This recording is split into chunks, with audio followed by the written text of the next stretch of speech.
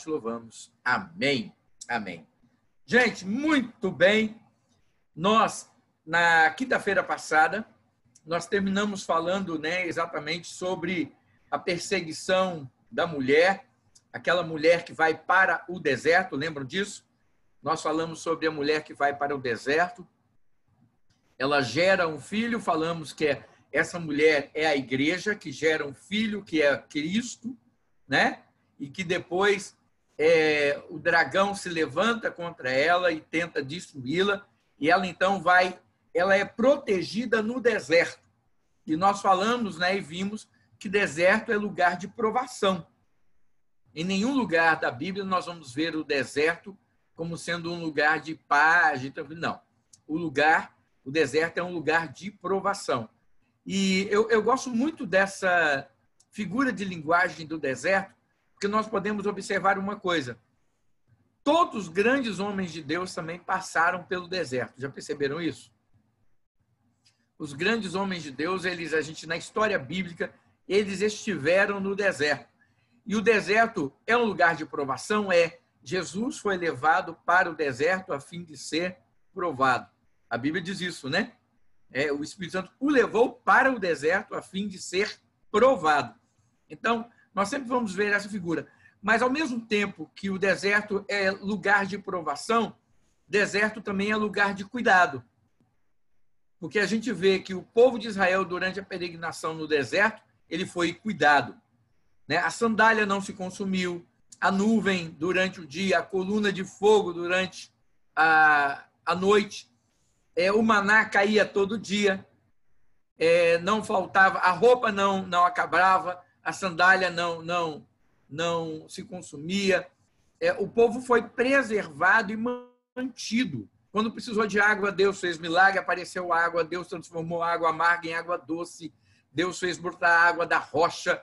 Ou seja, Deus fez verdadeiros milagres. Então, o deserto sempre também é um lugar de cuidado. Ele representa a provação, mas é um lugar de cuidado, é um lugar onde Deus cuida. E também um lugar onde Deus fala.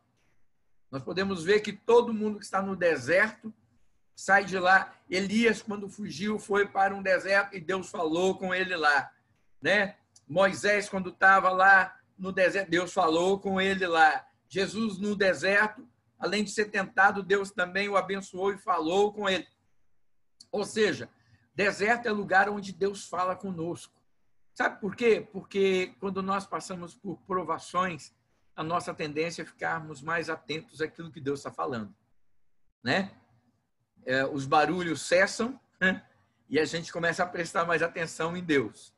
Então, a nossa tendência, quando tudo vai muito bem, às vezes é pararmos de ouvir, é pararmos de escutar.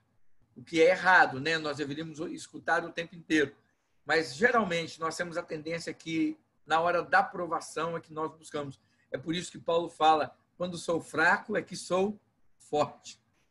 Exatamente quando ele estava passando pelos momentos de fraqueza dele, os desertos, é que ele buscava a força maior no seu. Por isso que quando eu sou fraco, é que sou forte. Por quê? Porque aí ele busca força no Senhor. Então, a gente tem que saber isso. E essa figura de linguagem, ela se mantém aqui no livro de Apocalipse. Então, essa mulher, quando ela vai para o deserto, ela vai ser protegida. E a Bíblia fala aqui, de uma forma muito clara, que ela vai fugir para o deserto, onde vai passar 1.260 dias, 42 meses, 3 anos e meio. Está vendo como é que esses números, eles acompanham? E eles vêm lá desde Daniel, e eles vêm aqui em Apocalipse, eles vêm acompanhando em todas as passagens, eles se repetem, mostrando que o quê? Que a grande tribulação, nós temos que lembrar disso, que a grande tribulação é um período de 3 anos e meio, 1.260 dias, 42 meses. Então, nós vemos que a mulher ela é protegida durante o tempo. Então, a igreja guardada, protegida, preservada, né? A Bíblia fala que vem como asas de águia e vem a cobri-la. A águia, essas asas têm um simbolismo de proteção, né? E a gente sabe disso. Então, beleza. Então, nós vamos agora falar sobre uma quarta personagem, que é a besta de 10 chifres. E aí eu quero ler de novo com vocês Apocalipse 13, versículos de 1 a 18, para ficar bem claro que nós vamos falar sobre essas bestas que tem aí. A besta que vem do mar e a besta que vem da terra. São duas bestas diferentes, mas que têm como diz assim, podemos usar, tem uma participação muito importante dentro do aspecto escatológico, tanto uma como outra. Uma é o anticristo e a outra é como se fosse um sacerdote, ou aquele que vai dar culto ao anticristo. Entende isso? Então, nós temos a besta que emerge do mar e a besta que emerge da terra. Uma é o anticristo, a outra é como se fosse o sumo sacerdote. A Bíblia dá um nome para ele de o falso profeta. Ele é chamado de o falso profeta, que vai levar as pessoas a cultuarem o anticristo. Ou seja, nós vamos ter uma atividade religiosa de culto ao anticristo. Então, a gente vai ver isso uma vez, mas vamos ler então Apocalipse 13, diz assim: viu uma besta que saía do mar, tinha 10 chifres e 7 cabeças, com 10 coroas, uma sobre cada chifre, e em cada cabeça um nome de blasfêmia. A besta que vi era semelhante a um leopardo, mas tinha pés como de urso e boca como de leão. O dragão deu à besta o seu poder. Nós já vimos quem é o dragão. O dragão é o diabo. O seu trono e grande autoridade. Uma das cabeças da besta parecia ter sofrido um ferimento mortal, mas o ferimento mortal foi curado. Todo mundo ficou maravilhado e seguiu a besta. Adoraram o dragão que tinha dado autoridade à besta. E também adoraram a besta, dizendo: quem é como a besta? Quem pode guerrear contra ela? À besta foi dada uma boca para falar palavras arrogantes e blasfêmia, e lhe foi dada autoridade para agir durante 42 meses. Ela abriu a boca para blasfemar contra Deus e amaldiçoar o seu nome, e o seu tabernáculo, e os que habitam no céu. Foi-lhe dado poder para guerrear contra os santos e vencê-los. Foi-lhe dada autoridade sobre toda tribo, povo, língua e nação. Todos os habitantes da terra adorarão a besta, a saber, todos aqueles que não tiveram seus nomes escritos no livro da vida do Cordeiro, que foi morto desde a criação do mundo. Aquele que tem ouvidos, ouça. Se alguém há de ir para o cativeiro irá. Se alguém há de ser morto à espada, a espada haverá de ser morto.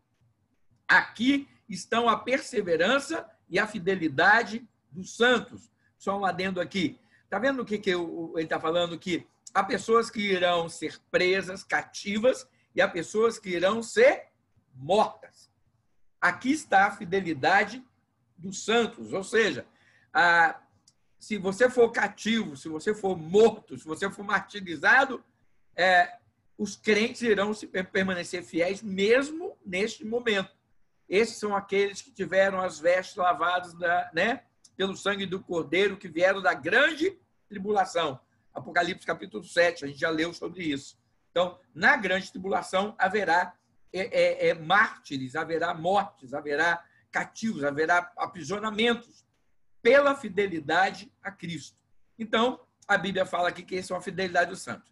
Então vi outra besta que saía da terra, com 2 chifres como cordeiro, mas que falava como dragão. Exercia toda a autoridade da primeira besta em nome dela e fazia a terra, os seus habitantes, adorarem a primeira besta, cujo ferimento havia sido curado, mortal havia sido curado. E realizava grandes sinais, chegando a fazer descer fogo do céu à terra, à vista dos homens. Por causa dos sinais que lhe foi permitido realizar em nome da primeira besta, ele enganou os habitantes da terra. Ordenou-lhes que se fizesse uma imagem de honra, em honra da besta, que fora ferida pela espada e, contudo, revivera. Foi-lhe dado poder para dar fôlego à imagem da primeira besta, de modo que ela podia falar e fazer que fossem mortos todos que se recusassem a adorar a imagem. Também obrigou todos, pequenos, grandes e ricos, pobres, livres e escravos, a receberem certa marca na mão direita ou na testa, para que ninguém pudesse comprar nem vender, a não ser quem tivesse a marca que é o nome da besta, o número do seu nome. Aqui há sabedoria, aquele que tem entendimento calcule o número da besta, pois o número de homem é número de homem. Seu número é 666. Deus é 777. 777. A Trindade é perfeita. O 7 é um número perfeito. Deus é 777. 3 7. Aqui ele está falando sobre a marca da besta. 666. É como se fosse uma trindade, mas ele fala que é o número humano. Detalhe, quase perfeito. 6 é quase 7, mas não é 7. Aí ele fala, é o número de homem. Né? Então, aí a gente tem que falar sobre isso. Então, irmãos, olha só. Nós temos aqui, então, nesse texto de Apocalipse 13, o surgimento, então, dessa besta que vem do mar. Essa besta que vem do mar, mar representa o mundo. Toda vez que nós falamos o mar, por isso que a Bíblia fala que Deus nos chamou para sermos pescadores de homens e no mar pescar. Mar representa o mundo. Então, nós temos o quê? Do mundo, uma besta, no meio do mundo vai surgir uma besta com 10 chifres e 7 cabeças. Chifre representa autoridade, cabeças, tá aí, emerge mais o poder, aqueles que vão governar. Nós estamos falando aqui, irmão, sem dúvida nenhuma, de um poder político, de um poder governamental. É isso que nós estamos falando aqui. A besta que vem do mar, ela se levanta como uma autoridade moderna, uma autoridade política.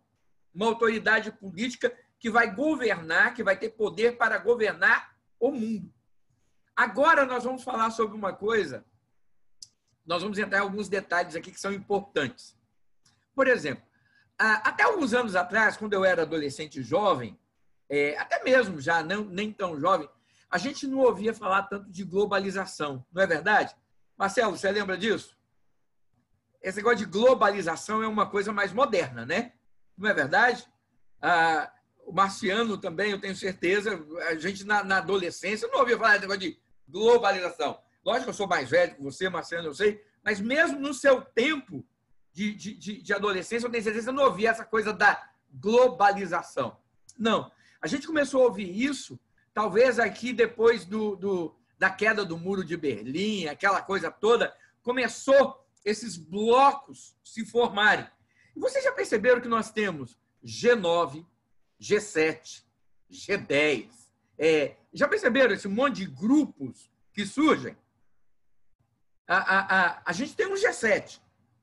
A gente já tem o G7, que são os grupos dos países mais ricos do mundo. Nós temos ONU, OMS, Unesco. Nós temos várias, OTAN, Mercosul, aqui, como é que é o nome aqui? A CONCAV, eu não sei nem se existe mais. Antigamente tinha a CONCAV, né, que é aqui do extremo norte. Nós temos os blocos hoje unitários, os blocos dos países, dos continentes, os blocos econômicos, os blocos que se juntam para o quê? Para determinar a economia, a política, tudo aquilo que determina o restante. Não é verdade? A gente não está vivendo isso? Então, quando a gente vê falar que vai surgir uma besta do mar, essa besta do mar que vai sair do mundo, 7 cabeças com 10 chifres, com autoridade para governar, para gerenciar, nós podemos ter certeza do seguinte: tudo isso que o mundo tem trabalhado, essa globalização, esse mercado econômico. Antigamente, irmãos, cada um vivia a sua luta individualmente. O problema financeiro do Brasil era do Brasil, o problema dos Estados Unidos era dos Estados Unidos, do México era do México. Cada um vivia o seu caos. Agora acontece um problema igual nós tivemos o problema da Grécia. O problema da Grécia, irmãos, já viram o tamanho da Grécia? É assim, é uma ilhazinha. né? Aquela coisa pequenininha. O problema que teve, não ele, assim, estava no continente, a Creta, que é uma ilha. O problema que deu na Grécia atingiu o quê? Todo mundo, não é verdade? Nós já tivemos a crise do México, tivemos a crise de Moscou, tivemos a crise da Grécia. O que acontece, amados, hoje em um país, economicamente lá, politicamente lá, é capaz de trazer uma onda que arrasta todos os continentes. Nós estamos vivendo isso. É a era da globalização. Tudo agora é globalizado.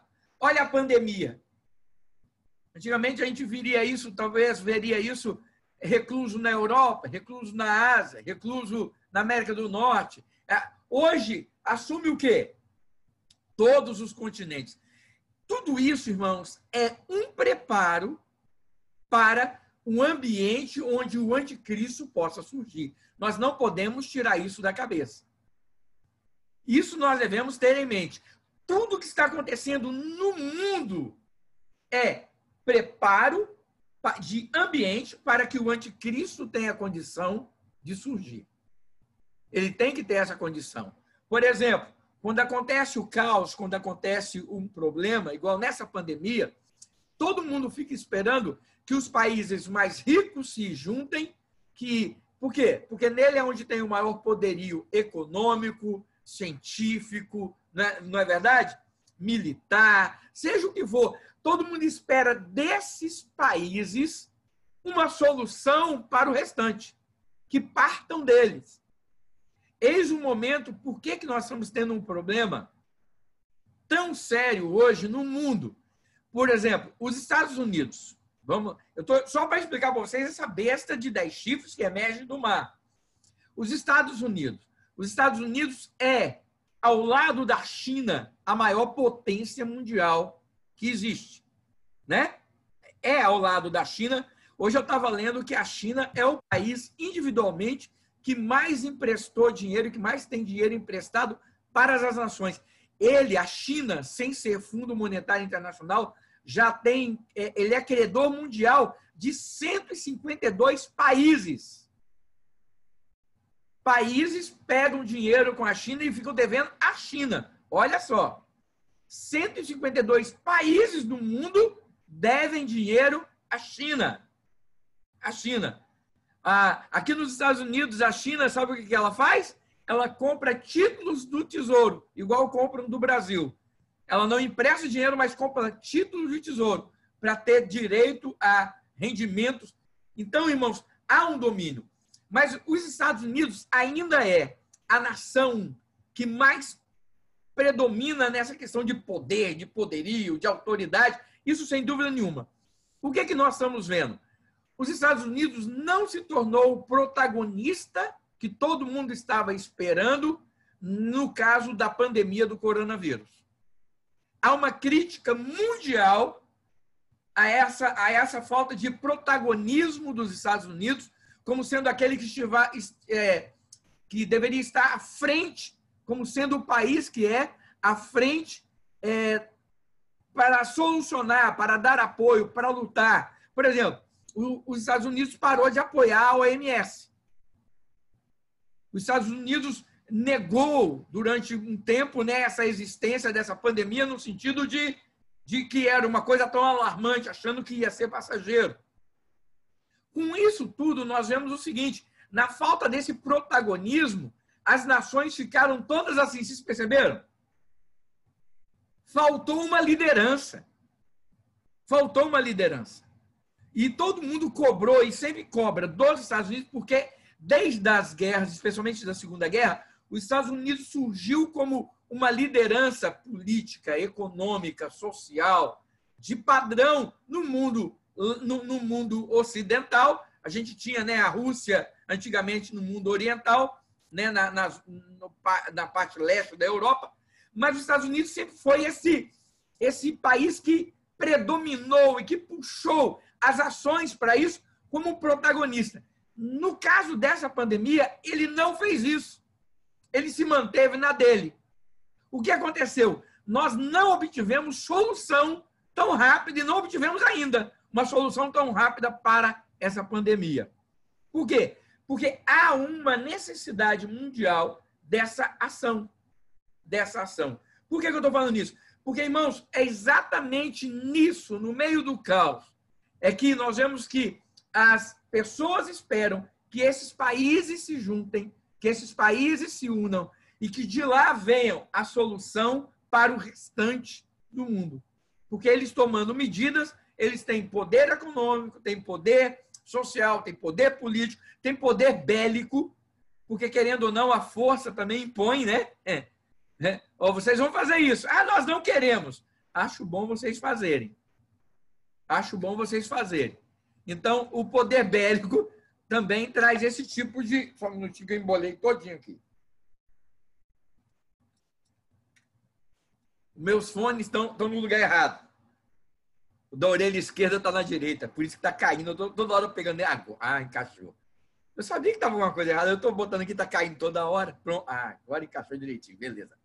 Então, olha só. O poder bélico também faz essa diferença. Por quê? Porque se impõe. Vai fazer por quê? Porque sabe que aquele país tem um poder bélico para se impor sobre o outro. Então, tudo isso culmina nessas coisas. Então, irmãos, quando a gente vê a besta que vem do mar, nós vemos, então, um poder político sendo preparado para quê? Para que o anticristo surja. Então, essa figura, irmão, simboliza o anticristo. Essa besta, a besta em si, é o seguinte, ela sai do meio de 10 chifres de 7 cabeças. No meio desse poder político, no meio disso tudo, vai sair o quê? Alguém que vai dominar. A besta vem dali. E ela vai dominar isso. Assim como o Messias, assim como Jesus foi encarnado para revelar o Pai, né? Nós temos, então, no caso do anticristo, ele recebendo toda a autoridade e o diabo apoderando-se de tal forma de um homem que sugere a encarnação do próprio Satanás. Veja bem, o diabo ele não encarna, porque os anjos não podem encarnar. Mas eles podem dominar. E aqui nós temos, então, o quê? O diabo se apoderando de um homem.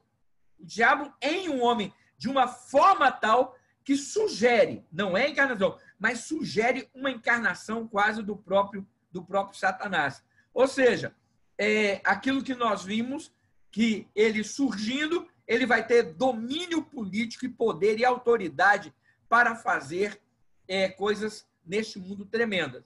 E este poder político, irmãos, ele vai trazer, durante o reinado dele, ele vai trazer paz, ele vai trazer segurança, ele vai trazer tranquilidade. Tanto que a Bíblia diz o seguinte, quando vier falando paz, paz, segurança, eis que vem repentina destruição.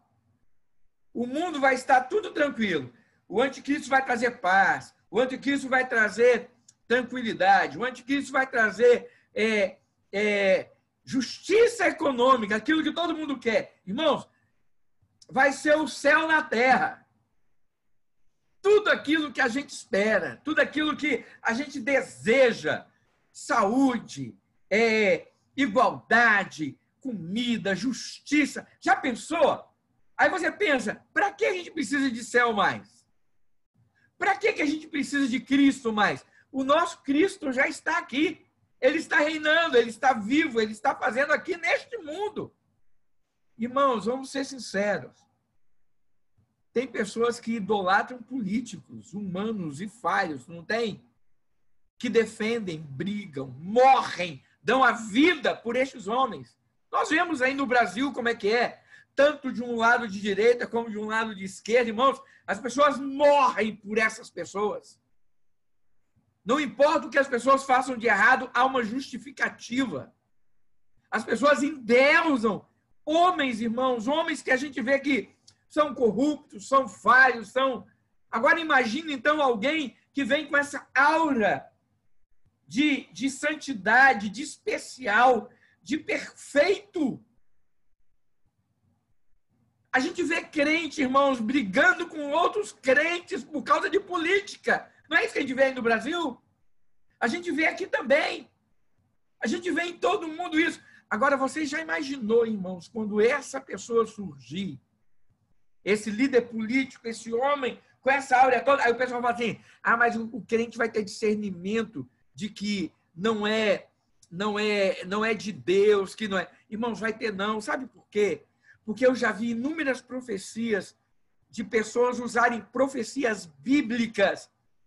Irmãos, eu vi isso acontecer. Olha, me perdoe, mas eu vi isso acontecer. Eu não posso ficar calado diante disso. Eu vi um grupo de pastores usarem profecias, irmãos, bíblicas. Profecias sobre Ciro. Profecias profecias até messiânicas. Usando para falar de presidente no Brasil, que era a representação do que Deus tinha levantado. Irmãos, pode fazer isso não, irmãos. Você não pode fazer uma profecia bíblica de um Messias para falar de um político, não, irmãos. Não pode. Sabe? É absurdo. Mas para justificar, irmãos, que você fale, eu gosto, creio e apoio, sem problema nenhum. Mas não use a Bíblia para isso, pelo amor de Deus. Não faz isso, não. Não põe a Bíblia onde ela não está, irmãos. E aí, eu estou falando isso, sabe por quê? Porque a gente vê isso acontecendo em homens. Eu fico imaginando, então, vocês estão entendendo onde eu quero chegar? Nós estamos falando de homens, irmãos, que é notória as falhas. Imagina, então, o antiguo, essa besta, esse homem que vai vir com esse... Irmãos, a Bíblia fala que se não fosse abreviado os dias, até os próprios escolhidos seriam enganados. Nós vamos ter, irmãos, um domínio grande. Essa é a razão da gente estar tão prevenido, irmãos. É essa a razão da gente estar... Quando a Bíblia fala que nós não podemos ser levados por qualquer vento de doutrina, para não sermos levados para um lado e para o outro, sendo enganados por aquilo que os homens falam e fazem. Não, irmãos. Bíblia, a gente precisa da Bíblia. Olha só, irmãos, esse homem ele vai vir imbuído de todo o poder satânico. Essa cabeça, irmãos, será golpeada. Essa cabeça vai ser golpeada. E ele vai ter uma ferida mortal. Irmãos, olha só. Qual foi a última coisa que Jesus fez nessa terra, em termos de milagres? Foi a sua ressurreição, não foi?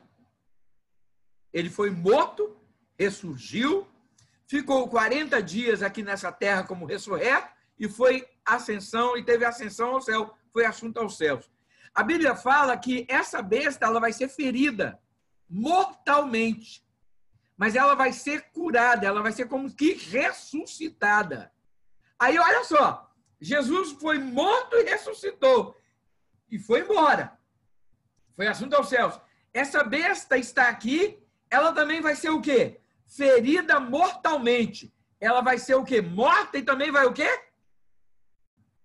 Ressurgir. Vocês entendem isso, irmãos? Olha esse milagre. Tudo aquilo que Cristo fez, essa besta vai tentar o quê? Imitar e fazer. Isso vai acontecer. E ele vai fazer isso, ele vai ser curado dessa ferida mortal. E o seu poder, irmãos, e o seu domínio vai atingir todas tribos, povos, línguas e nações. É o que diz em Apocalipse. Ele vai dominar o mundo. Ele vai dominar o mundo. E ele vai ter poder, depois dessa paz, depois disso tudo, ele vai ter poder também, vai ser dada a ele autoridade para perseguir os crentes. É interessante a gente ter essa ideia aqui. Ele vai ter autoridade para perseguir os crentes. Irmãos, a igreja ela é sempre preservada pelo Senhor. A igreja é a menina dos olhos do Senhor. Só que aí, no meio disso tudo, ele rompe e ele começa a perseguir a igreja. Deus permite isso. É Deus quem permite isso. Deus permite isso porque é necessário que essas coisas aconteçam. A besta lutará contra os santos e a vencerá, matando a igreja. Ou seja, a igreja vai como se viver na clandestinidade. A igreja vai deixar de ser essa igreja aberta. Nós não vamos mais poder ter o culto na praça, igual nós vamos ter domingo agora, né, no parque. Nós vamos ter o culto no parque. Então, nós não vamos poder ter culto no parque. A PIB não vai poder abrir, a igreja não vai poder anunciar, não, irmãos. Nós vamos ser perseguidos. Nós vamos viver uma igreja clandestina. Uma igreja clandestina. E aí, o que a Bíblia... É por isso que a Bíblia usa essa figura de linguagem, dizendo, né, que ele vai vencer a igreja. Vai vencer no sentido de quê? Porque é como se a igreja tivesse desaparecido. Não vai haver requisitos. Lembra que nós falamos sobre isso quando as duas testemunhas são mortas? Olha aí, ó. A gente falou sobre as duas testemunhas. Agora nós estamos falando da morte da igreja. A igreja perseguida, indo para o deserto, sendo perseguida e vivendo na clandestinidade, no lugar de provação, protegido, mas guardado. O rio, que está lá em Apocalipse, capítulo 12, o grande dragão joga um rio, provações, mas a igreja é protegida dessa provação. Mas ela vai viver na clandestinidade. Viver na clandestinidade não quer dizer que ela vai deixar de ser atuante. Muito pelo contrário. A resistência francesa ajudou a libertar a França dos nazistas, sendo uma resistência clandestina. A igreja na China é uma das igrejas que mais cresce no mundo todo. E é uma igreja clandestina. A igreja, durante o período da União Soviética, da Cortina de Ferro, foi durante muito tempo uma igreja clandestina. A igreja nos países árabes, nos países muçulmanos, onde não se pode propagar o nome de Jesus, é uma igreja clandestina. E essa igreja está morta? Não, essa igreja está viva. Não é porque é clandestina que quer dizer que ela está morta. Não, ela continua agindo. E a igreja vai agir com poder, com autoridade, como nunca teve. Por quê? Porque ela vai estar cheia do Espírito Santo. Lembra das chuvas? As últimas chuvas que virão? A chuva que prepara para a colheita, a chuva que prepara a terra, já foi derramada no Pentecostes. A chuva que desceu é a chuva que prepara a terra para ser semeada. E durante esses 2000 anos, a semente está sendo o quê?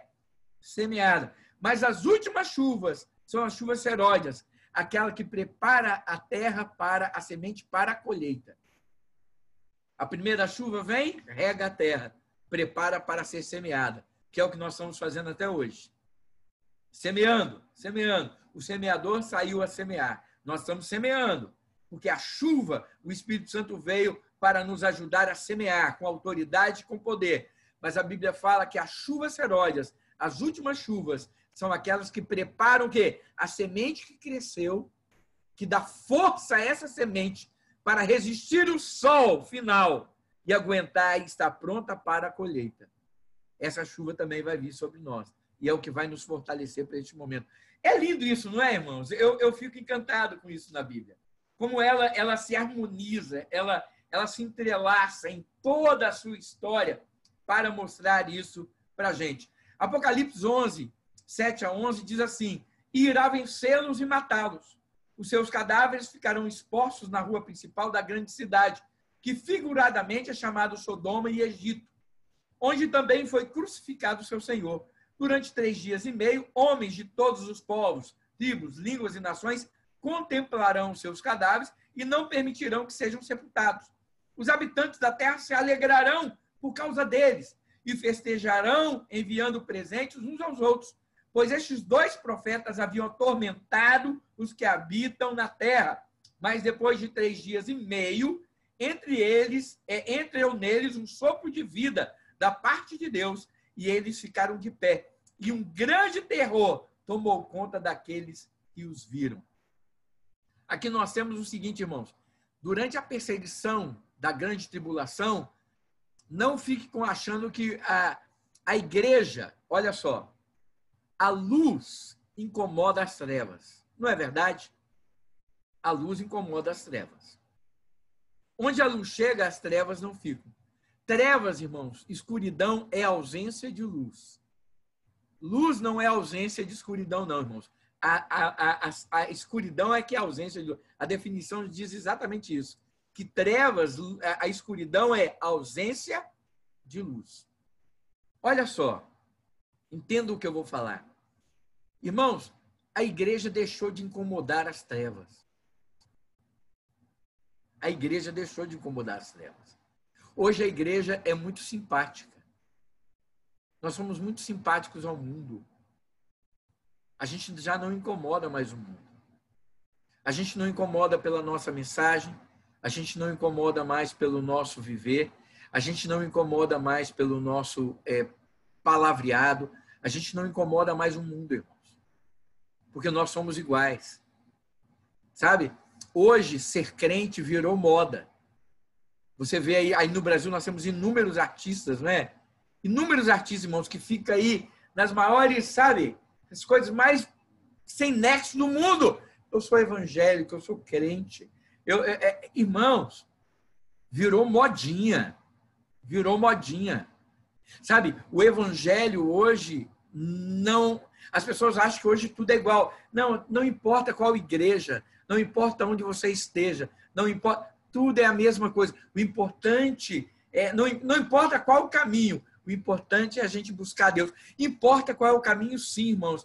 Eu sou o caminho, a verdade e a vida. E ninguém vem ao Pai a não ser por mim. Só existe um caminho e é Jesus, irmãos.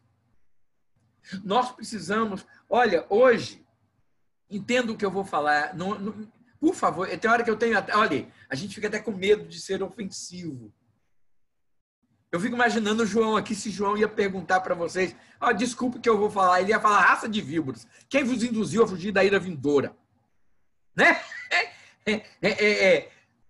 Eu fico imaginando Elias aqui. Elias não ia virar e falar assim, olha, desculpe que eu vou falar, mas a gente precisa. Ele fala assim, olha, o Baal é Deus ou o Senhor é Deus. Vocês escolhem a quem vocês querem servir, porque não dá para servir os dois, não.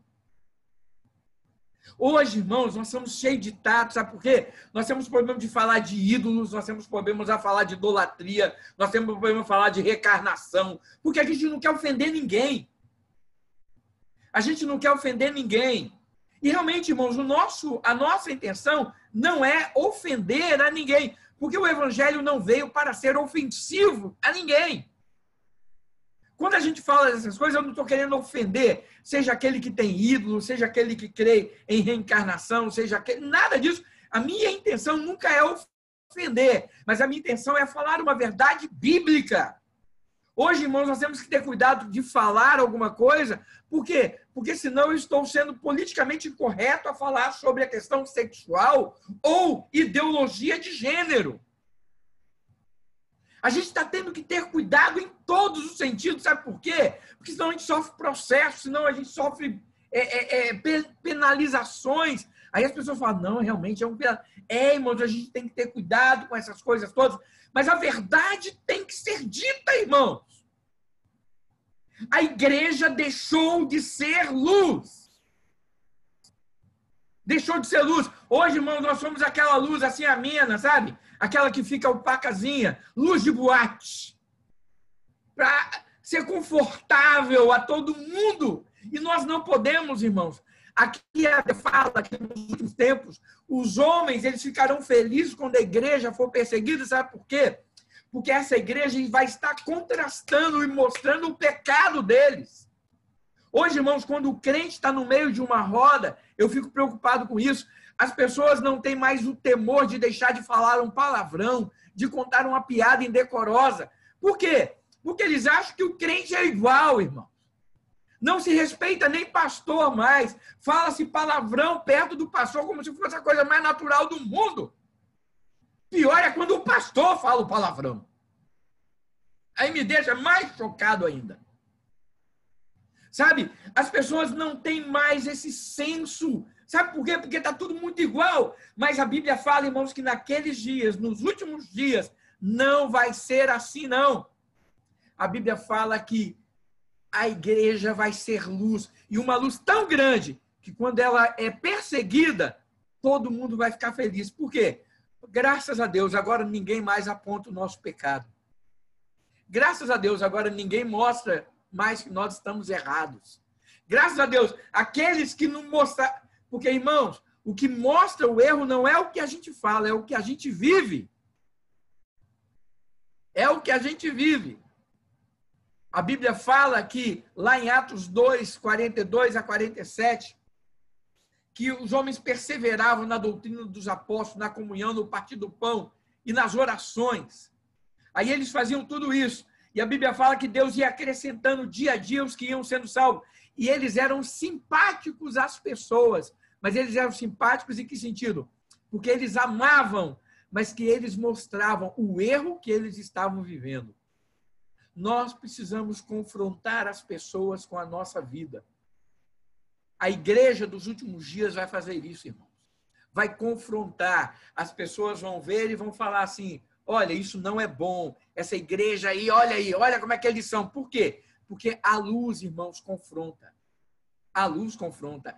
Se alguém está fazendo o errado e você faz o certo, isso confronta. Eu estava falando outro dia com os embaixadores do rei aí da PIB de Itaparica. Eu estava falando com eles, é um grupo de adolescentes, né? De juniores e adolescentes que fazem parte da embaixada, estudam para ser e fazer a diferença, serem um representante de Cristo nessa terra. Por isso chamamos embaixadores do rei.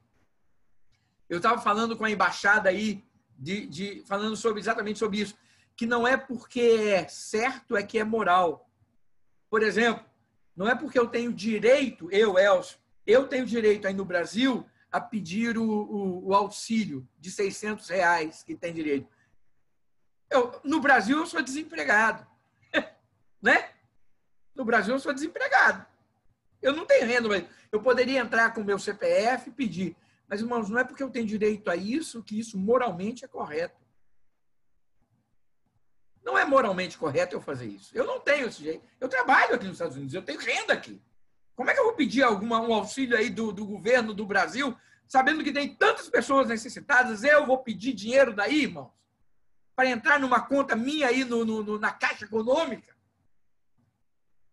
Sabe, irmãos, nós precisamos... A nossa vida tem que contrastar com isso, irmão.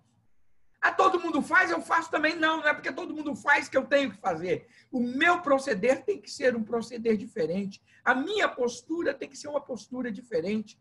Eu tenho que ser luz, irmãos. Eu tenho que ser luz. E a Bíblia fala que naqueles dias a besta vai perseguir e as pessoas vão ficar felizes exatamente por causa disso. E eu fico pensando, irmãos, será que não chegou a hora, irmãos, de nós como igreja voltarmos a ser essa luz, hein? Uma luz que incomoda. Não no sentido de dizer que as pessoas não prestam, mas a luz que incomoda é aquela que, quando chega, mostra a escuridão do coração deles. George Miller, na Inglaterra, ele foi um homem que trabalhou com crianças. Sabe como é que era a oração dele todos os dias? Senhor, dá-me almas ou me mate. Ele orava desse jeito. Senhor, me dê almas ou me mate. Sabe o que a história dele conta? A história dele conta que quando ele chegava numa estação, ele ficava parado, as pessoas chegavam perto dele, olhavam para ele e começavam a chorar. E começavam a cair no pranto, de joelho, sem ele falar nada. Porque a presença de Deus nele era tão forte que as pessoas sentiam convicção de pecado. Tem a história de Moody, que quando ele entrou numa fábrica, ele foi entrando na fábrica e as pessoas foram parando de trabalhar e ficando de joelhos. Por quê? Porque a presença de Deus era tão forte nele que as pessoas sentiam convicção de pecado ao estar perto dele. As pessoas sentiam-se pecadoras ao estar perto dele. Aí, quando as pessoas sentiam isso, o que ele falava? Ele falava do amor de Jesus, do perdão de Jesus, da graça de Jesus. E as pessoas, então, eram convertidas. É essa luz que nós precisamos ter, irmãos. A luz que mostra e revela o pecado dos outros, não a fim de condená-los, mas a fim de salvá-los. Entendem isso? A luz que a gente tem que ter e mostrar não é uma luz condenatória, de falar, vocês estão errados, olha aí, pecador. Não. Eles vão sentir-se condenados pelas atitudes que têm, mas eles vão ver em nós algo que nós temos que eles também podem ter, que é a graça de Jesus, o perdão de Jesus. É isso que nós temos que levar. E no caso lá da igreja lá de Apocalipse da besta, eles vão sentir-se confortáveis com isso da morte, por quê? Porque, na verdade, eles não querem seguir a Jesus. Eles não querem a luz. Eles só querem viver nas trevas. Lembra que nós lemos já no passado? Que quanto mais luta, mais perseguição, mais dificuldades eles vêm. Até os demônios agindo. Lembra que os demônios foram liberados para agir? Nós falamos sobre isso nas trombetas. eles se revoltam mais contra Deus. Então, irmãos, essa é a ação da besta que vem do mar. Ele vai fazer tudo isso. Ele vai agir tudo isso. E nós devemos lembrar, irmãos, sempre de uma coisa, que a nossa verdadeira batalha, ela não é física, ela é espiritual. Efésios 6,12 diz assim: pois a nossa luta não é contra pessoas, mas contra poderes e autoridades, contra os dominadores deste mundo de trevas, contra as forças espirituais do mal nas regiões celestes. Irmãos, nunca lute contra pessoas. O seu alvo não é destruir pessoas. O nosso alvo como igreja e como crentes é libertar as pessoas do domínio espiritual do mal sobre a vida deles. As pessoas estão rendidas a Satanás. Nós temos que libertar essas pessoas. Nós temos que pregar libertação. O evangelho quebra. A minha palavra é o martelo que esmiuça a penha, que quebra a pedra. Conhecereis a verdade vos libertará. As pessoas são escravas do pecado. Nós temos que libertá-las do pecado através da pregação do evangelho. Então, irmãos, essas vítimas, essa ação de Satanás durante a grande tribulação, durante o reinado do anticristo, ela vai existir. Nós devemos estar preparados para dois momentos. Este momento em que ele vai chegar como o bom menino, como a solução, como aquele que vai trazer a paz para todo mundo. Este é o momento mais perigoso. É onde o coração das pessoas vão ser cedidas, vão se render a ele. Nossa, que coisa boa, tudo está tão bom, tudo está tão tranquilo. Oh, que maravilha. Irmãos, se a gente tivesse dinheiro na conta, se a gente tivesse saúde, se a gente tivesse educação, se a gente tivesse isso tudo, será que a gente se preocuparia tanto em ir para a igreja, irmãos, e orar, buscar o Senhor? Tudo está bem. Esse é o momento perigoso. E aí vem o segundo momento de caos, que é quando ele rompe e começa a perseguir a igreja. Aí a gente tem que estar preparado para aguentar os flagelos, as dificuldades. A quem vai para o cativeiro, vai para o cativeiro. A quem vai morrer pela espada, que morra pela espada. Mas aí está a fidelidade dos crentes. É o que diz Apocalipse. A besta que emerge da terra. Quinta-feira a gente fala sobre ela. Não vai dar tempo. Quinta-feira a gente vai falar sobre essa besta e sobre este culto que ele vai fazer. Sobre este culto que ele vai fazer e levar as pessoas a adorarem a besta que veio do mar. E se ele faz adorar a besta que veio do mar, nós vamos lembrar aqui, a besta que veio do mar recebeu toda a autoridade do dragão. Satanás, anticristo e o falso profeta. Ó a trindade demoníaca aí, funcionando. Do mesmo jeito que a trindade santa funciona, essa trindade demoníaca vai tentar funcionar e fazer este culto. Tudo imitando aquilo que é do Senhor. Mas isso a gente vai falar na quinta-feira, se Deus quiser. E a gente vai encerrar esse assunto e iniciar o julgamento das taças. A ira de Deus revelada ao mundo. Aí começa. Justiça. É aí que a gente tem que fazer a distinção entre justiça de Deus e tribulação. A ira e a justiça de Deus não vem sobre os crentes, irmãos. Vem sobre os pecadores. Aí nós vamos falar sobre isso e vamos ficar tranquilos quanto a isso também. Amém? Deu o nosso horário aí, porque já são 10 para as 9, vai ficando tarde. 10 para as 9 aqui, né? 10